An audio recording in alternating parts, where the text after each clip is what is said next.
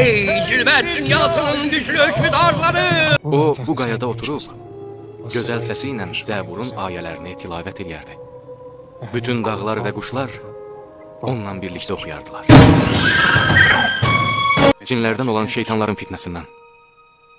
Sizin sözlerinizden bir şey anlayabilmirik. Deyin göre yakına baş verecek. Cinlerden olan bedhah şeytanların bizim dünyamıza dahil olmaları için yol açılıb. Deyirlər onlar hər yerdədirlər. Hər yerdə. Bundan əvvəl heç bir peyğəmbər belə təhlükəli işlə üzləşməyib. Görəsən qalib gələ bilərik. Onun ölümü xatirinə bu işe eləməyə dəyər. Onu öldür, Aral!